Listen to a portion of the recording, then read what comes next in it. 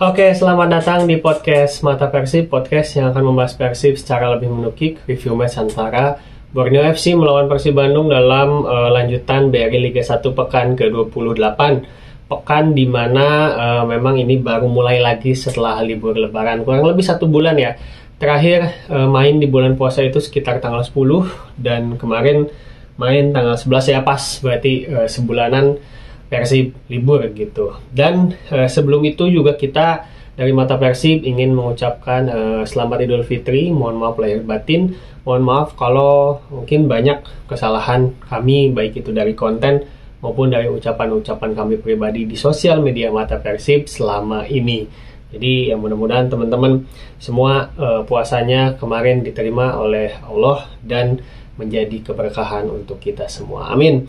Ya, kita langsung lanjut aja review pertandingan melawan Borneo yang berakhir dengan skor 2-2. Dengan skor seri, kita membawa 1 poin dari Segiri, di mana untungnya pada laga lain, yaitu Dewa United kemarin, sebelum laga melawan Persib, itu juga seri melawan Bali 0-0, dan Persija melawan Persebaya juga seri sama. Jadi secara matematis di pekan ke-28 ini tidak ada perubahan jarak ya, tidak ada perubahan poin di 3 besar yang memang sekarang masih ada peluang untuk mendapatkan juara. Itu tidak ada perubahan, semuanya sama.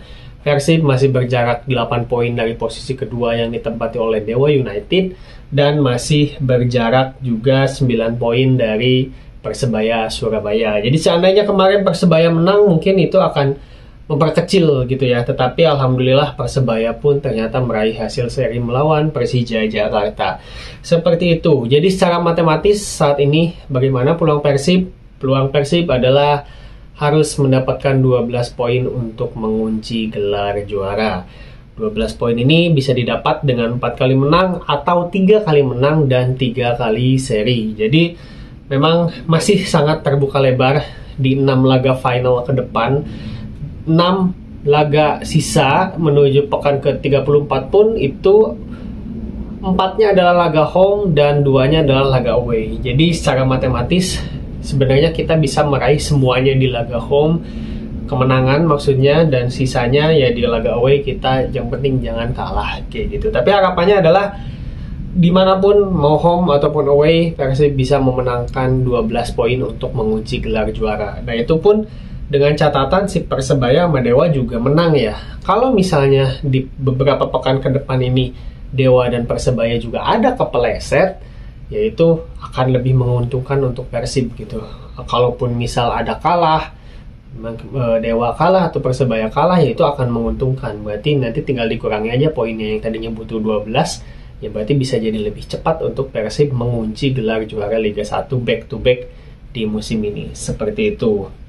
Jadi perjalanan masih seperempat lagi, masih harus stay fokus, harus jangan jumawa dulu untuk bisa back to back, karena apapun bisa terjadi di 6 laga ke depan. Terlebih semua tim pasti termotivasi juga untuk bisa mengalahkan Persib Bandung. Seperti itu. Nah, untuk review match melawan Borneo FC, sebelum kita bahas lebih dalam, seperti biasa jangan lupa untuk teman-teman yang belum subscribe channel Mata Persib, channel YouTube, jangan lupa untuk ditekan subscribe, terus dipencet juga lonceng notifikasi supaya nggak ketinggalan konten-konten dari Mata Persib. Dan kita juga aktif di Instagram untuk diskusi 2 arah, bahas taktik, bahas pertandingan, bahas apapun soal Persib. Jadi jangan lupa juga untuk di follow sosial media di @matapersib. Oke, sekali lagi jangan lupa untuk di subscribe, jangan lupa untuk di like, di share juga konten-konten kita, dan di follow sosial media kita di @matapersib. Oke. Pertandingan 2-2 melawan Borneo kemarin sebenarnya pertandingan yang seru ya. Salah satu pertandingan seru Persib musim ini. Kenapa? Karena kedua tim sama-sama bermain terbuka, sama-sama bermain catur dengan cepat, saling merespon taktik masing-masing, baik itu dari Bojan Hodak maupun dengan Joaquin Sanchez. Jadi memang Borneo pun baru ganti pelatih gitu, dari Peter Huistra ke Joaquin Sanchez. Tetapi secara grand desain permainan itu masih ala-ala Peter Huistra sebenarnya si Borneo ini. menerapkan pressing tinggi, menerapkan tempo cepat, agresif, dan melakukan positional play gitu yang cepat si Borneo ini. Melawan Persib yang sebenarnya secara taktik ini menjadi counter taktiknya Borneo FC gitu. Nah, di line up sendiri Persib memang tampil pincang gitu ya, dengan berangkat ke Samarinda hanya dengan membawa cadangan yang sedikit gitu. Total cadangan yang dibawa sama Persib ini hanya 8 pemain cadangan. Jadi ini cukup miris ya gitu Persib kedalaman skuadnya di pertandingan melawan Borneo ini, karena ya banyak yang cedera, banyak yang masih dalam pemulihan, tetapi somehow kita tetap mendapatkan hasil yang bagus gitu ya untuk seri di Samarinda. Persib memasang formasi 4-4-1-1 di pertandingan ini dengan Kevin Ray Mendoza di kiper, duet Nick Kuipers dan Gustavo Franca. Lalu ada perubahan, yaitu Hen-Hen Herdiana di bek kiri dan Kakang Rudianto di bek kanan sekaligus mengisi slot U22. Lalu perubahan lagi adalah duetnya Adam Alis, yaitu Matteo Kocijan karena Mark Locke harus absen.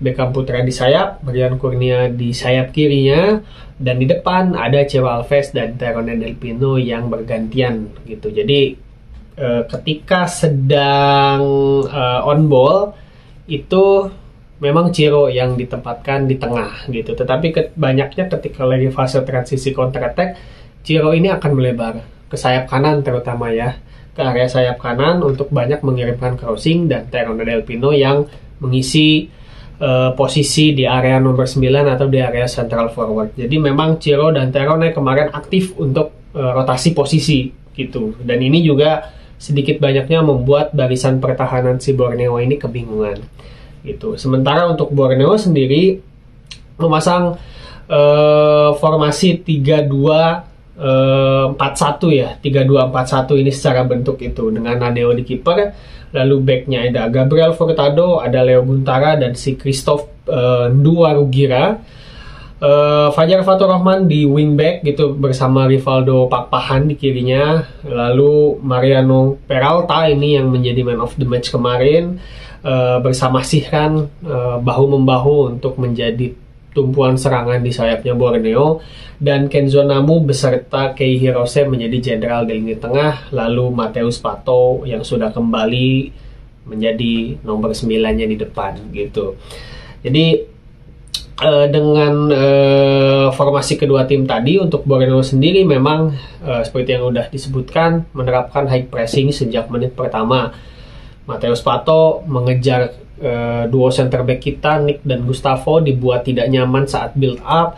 Lalu Peralta juga mengganggu ketika bola coba dialihkan ke Kakang, sementara di sisi lainnya ada Sihran yang mengganggu Hen-Hen. Nah, Hen-Hen ini dipasang di back kiri ternyata bukan tanpa maksud dan tujuan gitu. Jadi sebenarnya ada Zalnando yang memang murni back kiri di situ, tetapi yang dipasang Hen-Hen. Kita tahu kalau Hen-Hen punya kemampuan defensif yang lebih baik gitu, dan ternyata melawan Borneo ini di sisi kanan ada wingbacknya tadi Fajar Fatur Rahman dan Sihran, yang mana dua-duanya juga aktif untuk membantu penyerangan gitu. Dan Hen-Hen berhasil setidaknya untuk menjaga area dia gitu, tidak terlalu banyak dibombardir oleh duetnya Sihran serta Fajar Fatur Rahman gitu. Jadi ketahuan maksud Bojan Hodak tidak memasang Zalnando, karena kita tahu Zalnando itu kelebihannya adalah untuk bisa bantu penyerangan dan kirimkan crossing. Supaya bisa kirimkan crossing, Zalnando harus banyak maju. Ketika kita telat track back, maka di situ udah ada Fajar maupun Sihran yang bisa menghukum barisan pertahanan Persib lewat sisi kiri. Nah, Hen-Hen kemarin memang diinstruksikan untuk stay deep, tidak banyak maju, yang penting menjaga area dan jangan sampai kecolongan oleh Sihran maupun Fajar. Dan terbukti Sihran kemarin tidak banyak bergerak oleh Hen-Hen. Sesekali mendapatkan bola tetapi buntu, karena Hen-Hen pun solid menjaganya ya untuk marking sisiran ini, pun dengan Fajar Fatur Rahman yang mendapatkan hanya satu peluang clear aja gitu ya di babak pertama, ketika dia coba cut inside dan menendang bola dengan kaki kiri ya, bukan kaki terkuatnya. Itu bukti kalau area yang dijaga Hen-Hen cukup tertutup dengan baik gitu. Dan di lini tengah sendiri Ada Kei Hirose juga yang memang kita tahu punya jiwa fighter yang memang tidak banyak kompromi, langsung geprak gitu untuk melakukan duel. Juga ada Kenzo Namu juga yang secara work rate memang dia bagus gitu, banyak bantu pertahanan juga. Sehingga dengan pressing tinggi tadi, lini tengahnya si Borneo juga dijaga secara balance oleh Kei dan Kenzo Nambu gitu. Jadi serasa penuh untuk lini tengah si Borneo tadi gitu, karena Fajar, Rivaldo Pakpahan itu jadi sejajar dengan Kenzo maupun Kei Hirose gitu di formasi 3-4-3 tadi gitu. Ketika bertahan membentuk 5 back makin penuh lagi. Nah, Persib mengantisipasi hal ini dengan menghindari lini tengah Borneo. Jadi Persib langsung progresi dengan long ball ke areanya Beckham terutama. Beckham menjadi poros utama aliran bola Persib di babak pertama. Bola langsung dikirimkan ke Beckham, dan sering juga Beckham mendapatkan bola-bola long ball itu dengan baik ya, karena memang delivery dari Nick maupun dari Gustavo juga itu bagus untuk kirimkan bola langsung ke sana gitu. Beckham juga secara posisi banyak bebas gitu, karena tadi baik dari Peralta maupun Rivaldo Pakpahan lebih advance posisinya, lebih banyak bantu serangan sehingga Beckham seringnya kosong. Persib beberapa kali mendapatkan peluang dari sisi kanan lewat Beckham crossing, lewat penetrasi Beckham, maupun lewat Ciro yang tadi melebar ya ketika lagi posisinya rotasi dengan si Tyrone Del Pino gitu. Peluang pertama yang kerasa adalah peluang Tyrone Del Pino lewat crossingnya Ciro Alves, cuman sayang bola pantulan dari Adam Alis kalau nggak salah di kotak penalti pas ditembak oleh Tyrone masih melambung di atas gawang Nadeo Argawinata. Itu peluang pertama yang terasa dari skema penyerangan Persib yang mengalihkan bola ke kanan gitu, ke areanya Beckham dan menghindari lini tengah. Lini tengah kita pun Adam Alis dan Matteo Kocijan, mungkin hanya Adam Alis yang bisa menjadi tipenya ya duel gitu ya. Untuk duel fisik itu Adam Alis bisa diladenin. Tapi Matteo ya kita tahu dia bukan tipe yang seperti Klok yang bisa bermain fisikal, bisa berani untuk berduel. Matteo lebih cenderung untuk bermain aman gitu. Dan kemarin untuk pembagian perannya, Matteo yang menjadi nomor 6 di DM dan Adam Alis yang menjadi nomor 8 pengganti Klok gitu. Jadi bukan Adam Alis yang di nomor 6.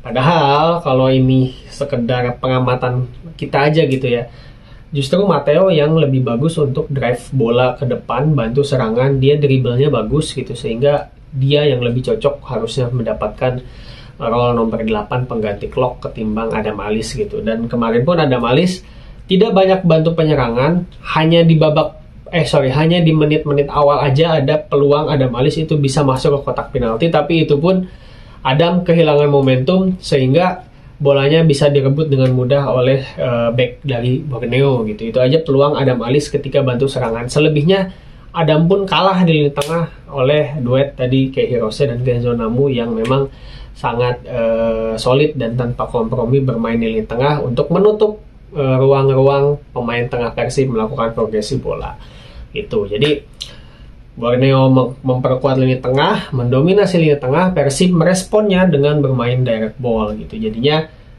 kedua tim tetap bisa saling terbuka menyerang gitu. Kalau Borneo bisa nyerang, bisa tentu gitu. Apalagi lini tengah tadi mereka pegang banget. Borneo itu kemarin sangat bebas untuk ketika bola di tengah, alirin ke sayap manapun, mau ke Peralta maupun ke Sihran, itu pasti selalu dapat momennya untuk dia mengalirkan bola dan menjadi skema penyerangan gitu ya. Walaupun mungkin crossingnya masih jelek atau tendangan dari pemain Borneo-nya masih ditahan oleh Kevin, tetapi penyerangan Borneo itu kemarin selalu berhasil gitu. Pun dengan counter attack-nya Persib juga kemarin bisa dibilang bagus gitu. Banyak peluang yang terjadi di babak pertama, peluang yang memang Persib itu kan yang mainnya simple gitu. Ketika udah counter attack hanya melibatkan 3-4 pemain. Ada momen di mana Ciro mendapatkan bola kosong dan Rian di sisi kiri meminta bola, itu posisinya juga udah kosong, tetapi Ciro terlambat untuk memberikan passing ke daerah yang kosong supaya didapat Rian, sehingga bolanya keburu kerebut gitu. Jadi pemain-pemain Borneo keburu mundur. Itu salah satu peluang yang disayangkan juga. Terus ada peluang-peluang lain itu dari Beckham, dari Tyrone juga mendapatkan ya banyaklah umpan-umpan panjang yang mengincar area di belakang back si Borneo supaya baik itu Ciro maupun Tyrone Del Pino adu lari di situ gitu. Jadi caranya Persib counter taktiknya Borneo itu sangat sederhana tetapi efektif gitu. Untuk gol pertama sendiri ini pun terjadi karena kombinasi si Kei Hirose dengan si Peralta.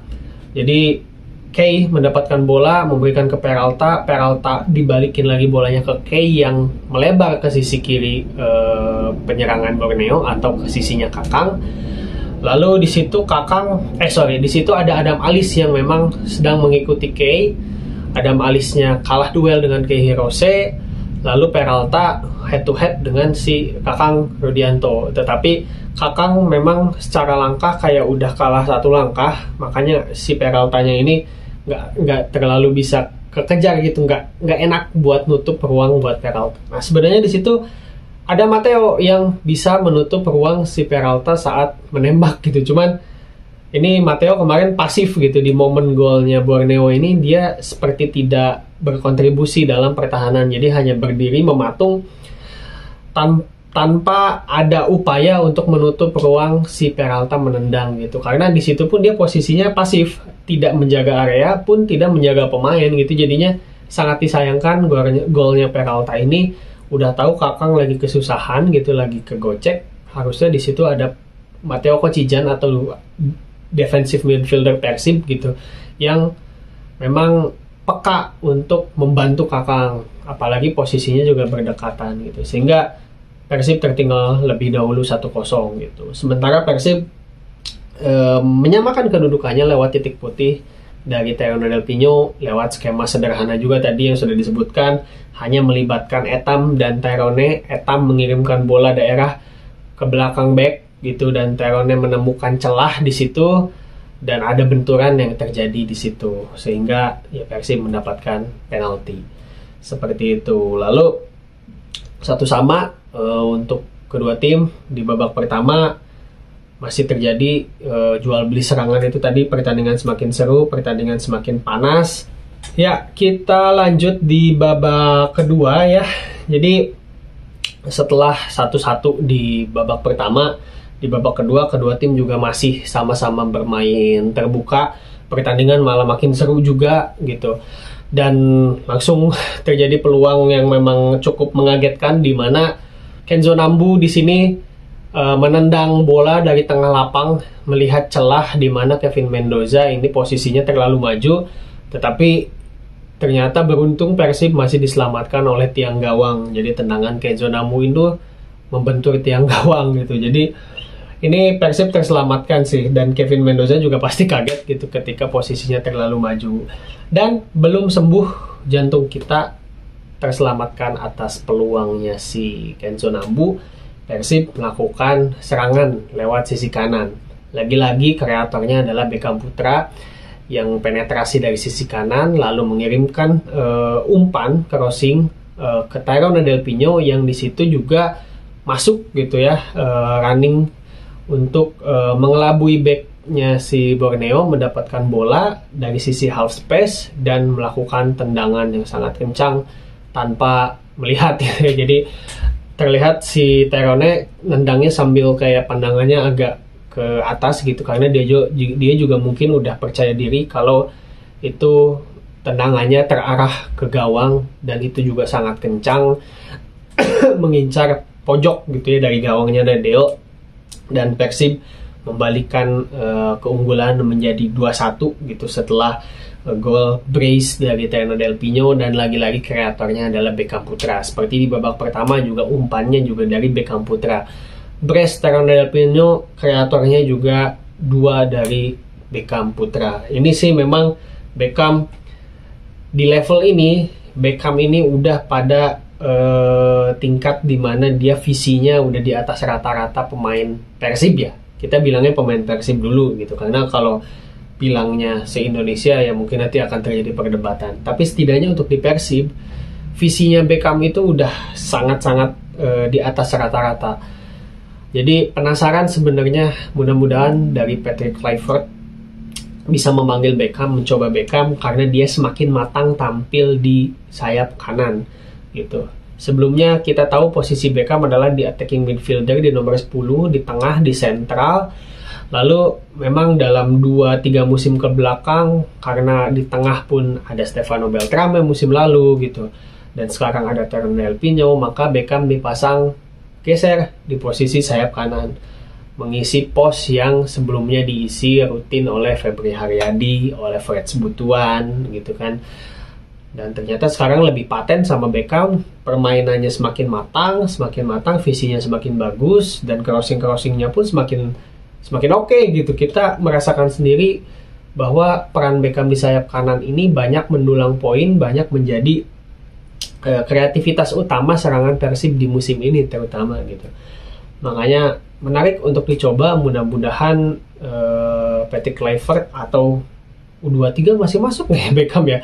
Mudah-mudahan ya Beckham dipanggil gitu untuk dicoba lah setidaknya, karena ya ini Beckham ini berarti adaptif gitu. Dengan dia sekarang matang di posisi sayap kanan, dia berarti bisa menyesuaikan ke skema yang pelatih inginkan. Pelatih ingin bermain pragmatis seperti Bojan Hodak, bermain simple, Beckham bisa menyesuaikan. Kalau ingin bermain lebih stylish gitu ya, yaitu gayanya Beckham justru gitu. Beckham juga bisa menyesuaikan. Di skema Luis Milla pun yang memang atraktif gitu, positional play, berubah-ubah, temponya cepat dan umpan-umpan pendek juga Beckham bisa. Jadi ya mudah-mudahan lah ya, kita lihat Beckham nanti bisa dipanggil ke timnas Indonesia. Oke, 2-1 untuk Persib. Setelah itu memang si Borneo FC merespon dengan banyak memasukkan pemain-pemain yang bertipe menyerang. Masuk Berguinho, masuk striker mereka Habibi Abdullah Yusuf, di mana Mateus Pato juga di pertandingan ini nggak terlalu perform ya, jarang mendapatkan ruang karena Nick dan Gustavo juga solid untuk menjaga ruangnya. Lalu masuk juga Terence Puhiri di situ, Alvarez Buffon dan Ihsan Nulzikrak gitu. Jadi memang Borneo memasukkan banyak pemain bertipe menyerang untuk bisa menyamakan kedudukan gitu. Sementara di sisi lainnya Persib merespon, Bojan Hodak merespon dengan justru memasukkan pemain-pemain yang bertipe bertahan. Ada Robby Darwish, Zalnano, dan Ahmad Agung gitu. Jadi Persib setelah menit 80-an memang menit 75 ke atas memang sudah berniat untuk mengamankan keunggulan, mendapatkan 3 poin dengan skor 2-1. Walaupun sebelum masuknya pemain-pemain bertahan ini, peluang Persib untuk bisa kill the game, untuk menambah keunggulan juga itu sangat banyak gitu. Setidaknya ada 3-4 peluang Persib yang didapatkan dari counter attack yang memang bisa menjadi gol gitu ya. Bahkan bisa sebelum menjadi gol setidaknya menjadi shot on goal gitu untuk menjadi peluang, tetapi semuanya gagal gitu. Itu yang sangat disayangkan ketika di fase counter attack-nya sudah bagus, bolanya sudah nyampe ke depan, tetapi tinggal eksekusi yang mana bolanya juga nyampenya ke Ciro. Ini Ciro mematahkan momentum itu gitu. Jadi dia ada momen sudah penetrasi terlalu lama menggiring bola, gocek-goceknya gagal, jadi momentumnya hilang gitu. Padahal sudah ada pemain yang kosong, atau padahal bolanya tinggal dieksekusi, itu semuanya momentumnya hilang gitu. Jadinya Persib tidak bisa menambahkan keunggulan meskipun ada clear chances gitu loh. Dan ini sangat disayangkan sekali, karena ketika Persib mendapatkan clear chance lalu memasukkan pemain-pemain bertahan untuk untuk mempertahankan keunggulan 2-1, justru Persib malah kebobolan. Jadi secara state of the game, dengan masuknya pemain bertahan, jumlah pemain bertahan Persib sudah lebih banyak di situ gitu. Ahmad Agung, Zalnando, Robby Darwish juga udah ada penyegaran untuk mengganti Kakang. Di situ Persib ya dengan skor 2-2 ya agak kesulitan gitu untuk mengembangkan permainan lagi menjadi mental menyerang, karena pemain-pemain yang masuk sudah pemain bertahan dan memang diinstruksikan untuk menjaga keunggulan gitu. Buyar di situ. Persib sendiri kebobolan kembali oleh Mariano Peralta di posisi dan cara yang sama. Dari area bek kanan yang memang sudah dijaga Robby, Mariano Peralta cut inside, masuk ke area DM. Di situ juga tidak ada penjagaan lagi oleh DM kita, oleh Matteo Kocijan maupun Adamalis. Adamalis sudah keluar soalnya oleh Matteo, dan Peralta langsung melakukan tendangan yang sangat bagus, placing yang lebih keras dibandingkan dengan babak pertama. Kalau babak pertama mengarah ke tiang dekat, babak kedua ini mengarah ke tiang jauh dan lebih keras gitu. Jadi itu tendangan yang sulit untuk diantisipasi oleh Kevin Rey Mendoza, dan Borneo FC unggul 2-2, sementara Persib di sini buyar, kebingungan gitu untuk bisa membalikan keadaan, karena bingung lah, pemain-pemainnya udah sisa pemain bertahan gitu. Nah, cuman Persib sempat mendapatkan peluang setelah itu dari Ahmad Agung lewat sundulan, lewat crossing dari Beckham juga, tetapi sundulannya masih bisa ditepis oleh Nadeo Argawinata. Seperti itu. Dan di babak kedua ini sebenarnya memang sudah ada improvement dari Kakang Rudianto untuk menjaga Peralta. Kakang tampil solid, tampil lebih lugas di babak kedua. Ada momen di mana Peralta itu dikejar oleh Kakang dari kanan sampai ke kiri. Itu menunjukkan bahwa work rate-nya Kakang dalam menjaga Peralta ketika di babak pertama mungkin dia merasa kurang puas, merasa melepaskan Peralta gitu ya. Di babak kedua Peralta berhasil disakuin oleh si Kakang.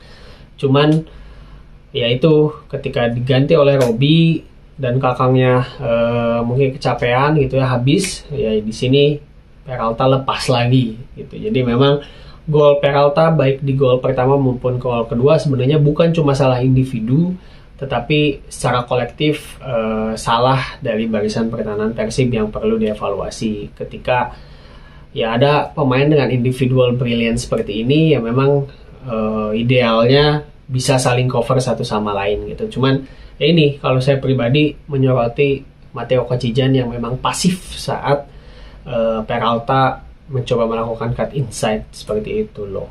Gitu untuk babak kedua ya. Sementara si Borneo udah memasukkan semua tadi pemain-pemain menyerangnya lebih banyak gitu ya jumlahnya, Terence, Berguinho. Nah cuman ya ini sempat Persib juga hampir aja kebobolan dengan cara yang sama lagi oleh Peralta lewat cut inside itu tadi dan flashing lagi ke tiang jauh. Untungnya ada Gustavo Franca, ini bisa jadi penyelamatan of the year-nya Gustavo gitu, karena ini agak penting. Persib tidak boleh kehilangan poin dengan kalah di sini.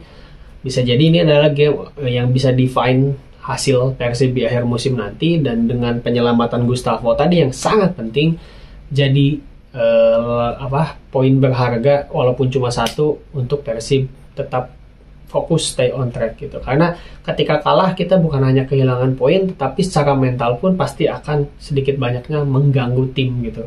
Dan penyelamatan Gustavo kemarin penting untuk mengamankan semua itu, mengamankan 1 poin, mengamankan mental supaya tidak runtuh juga.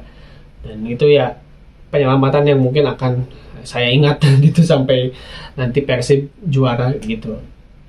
Oke, kayak gitu mungkin untuk review di pertandingan ini.